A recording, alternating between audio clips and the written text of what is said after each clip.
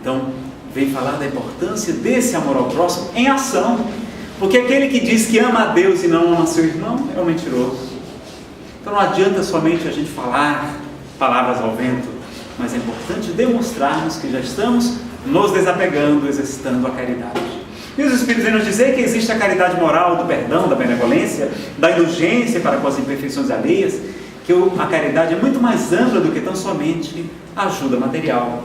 Nós temos também o dever de fazer, mas sobretudo a caridade moral. Então, a doutrina espírita vem falar da caridade. Vem nos falar, portanto, também que não há esse conhecimento futuro. Às vezes as pessoas vão a uma médium, por exemplo, cartomante, que não é espírita, porque no espiritismo não existe cartomancia. Mas nós respeitamos aquelas pessoas que têm muitas vezes a faculdade da pré-cognição, que é como se fosse uma expansão do perispírito. E Allan Kardec estuda em A Gênese justamente o fenômeno da pré-cognição. Ele diz que é como se alguém estivesse no alto de uma montanha e pudesse enxergar mais claramente o que está adiante.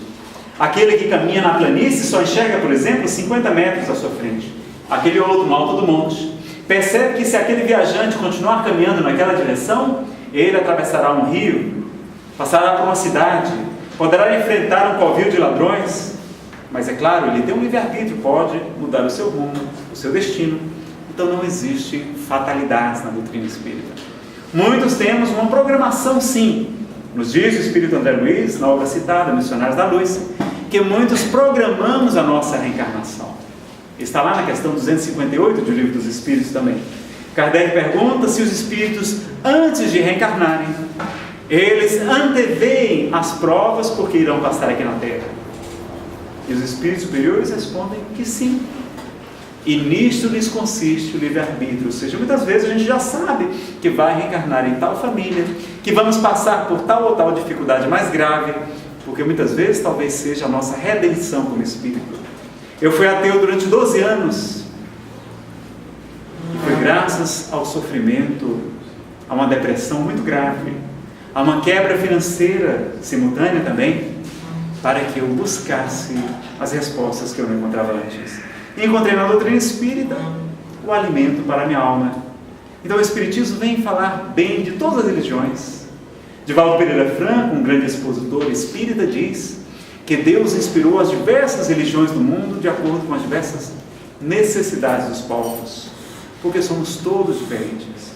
Então lá no Extremo Oriente precisávamos do budismo, do confucionismo, do taoísmo, do hinduísmo, do shintoísmo, de tantas doutrinas maravilhosas que nos falam da reencarnação. Aliás, 2/3 da humanidade são reencarnacionistas, porque boa parte da população está no Oriente, onde sejam essas doutrinas.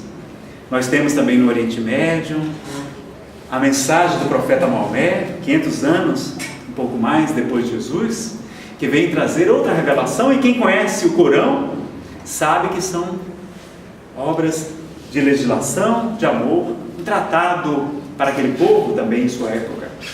Vamos ver também no extremo ocidente a doutrina cristã, nas suas milhares de denominações diferentes e suas interpretações particulares, atendendo às diversidades de cada ser humano. Então a melhor religião não é o espiritismo, não é aquela outra, mas a que toca o nosso coração e nos transforma em pessoas melhores a cada dia. Então o importante não é ser espírita, não é rótulo, mas sim sermos bons. E até mesmo aquela pessoa que é ateu, que é materialista, se ela é uma pessoa nobre, se ela é uma pessoa bondosa, generosa, caridosa, ela está no caminho correto. Então não é, por isso nós dizemos que não é fora da igreja X ou Y que não há salvação, não. É fora da caridade que não há salvação, porque é o caminho. Porque justamente a caridade é o antônimo do egoísmo, justamente como a humildade é o antônimo do orgulho, que são as duas maiores chagas da humanidade, o orgulho e o egoísmo. Então, o conhecimento do futuro vai ser relativo.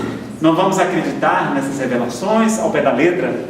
Poderão sim, como nos diz Allan Kardec, quando interroga os espíritos, ao homem é dado conhecer o futuro? E os espíritos dizem que não, porque ele negligenciaria o presente, né? A gente talvez relaxasse, acomodasse ou se apavorasse com o futuro, mas em ocasiões especiais é permitido que o homem, se for para o bom proveito, que ele saiba o seu futuro. Aconteceu comigo. Uma cartomante revelou inúmeros detalhes da minha vida. 1h30 de revelações impressionantes. É em Fortaleza, eu não vou dizer o nome dela. Nossa, então, pessoal, veja que coisa engraçada. Ela foi um instrumento também para ajudar. Então, a mediunidade sempre existiu em todas as épocas, em todas as religiões. Vamos ver que aquela proibição que está lá no Antigo Testamento, e vamos compreender, portanto, no Espiritismo, que a Bíblia não é um livro infalível. Pelo contrário, ele foi escrito por homens, diversas pessoas, em variadas épocas da humanidade. Nós vamos ver que a Bíblia católica é diferente da Bíblia evangélica ou protestante, que a Bíblia católica tem 73 livros, a outra 66. Vamos ver que nós temos 46 livros no Antigo Testamento e 27 livros no Novo Testamento, mas escritos por pessoas diferentes, com traduções, interpretações, enxertos, adaptações.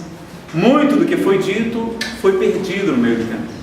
Então nós vamos ler a Bíblia não pela letra que mata, mas sim pelo Espírito que vivifica, como nos recomenda Paulo de Tarso. E vamos compreender que no Evangelho de Jesus está a maior revelação, o conhecimento completo de que necessitamos. As verdades estão no cristianismo. O Espiritismo vem apenas explicar, tirar aqueles véus das parábolas e nos mostrar de maneira muito clara o que Jesus gostaria de nos dizer através dos ensinamentos morais. Não vem combater, mas fortalecer as religiões. Mostrar que os fenômenos espirituais existem, mas que nós não temos muito controle sobre ele. Por quê? Porque nossa mediunidade ainda é muito rudimentar. Médiuns como Chico Xavier, médiuns como Eurípides Barçanufo, o mentor do nosso grupo aqui, da fase 1A, médiuns como Joana d'Arc, que desde os 12 anos ouvia as vozes dos santos, dos anjos, conduzindo a vitória na Guerra dos 100 Anos contra a Inglaterra. Vamos ver que médiuns como Francisco de Assis, que tinha uma mediunidade, junto com Clara, extraordinária também. Médiuns como Santo Antônio de Pardo e muitos outros, Santa Teresa d'Ávila, a Santa dos Pés Descalços, e muitos, e sobretudo Jesus, nós vamos encontrar com muita raridade aqui na Terra. Então vamos ter uma mediunidade muito rudimentar. O nosso orientador espiritual, Nazareno, a mediunidade de vocês é como se fosse um mergulhador no fundo das profundezas do oceano, vestindo aquele escafandro, aquela roupa antiga, capacete metálico com a roupa, com um cinturão de chumbo, e naquele capacete tem apenas um pequeno visor de vidro e ainda cercado de grades para proteger da grande pressão.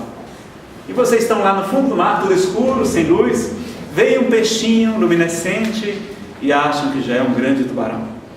Então nós temos ainda muito que aprender a exercitar na mediunidade, para encontrar nela os recursos de que buscamos. Nazareno, então quer dizer que eu posso me comunicar com qualquer espírito que tenha desencarnado? Em tese, sim.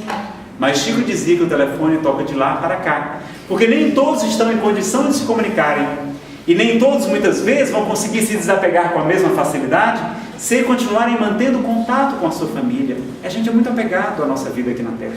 Então, às vezes, é preferível ficar largos anos afastados, nos adaptando à vida espiritual pelo nosso próprio benefício.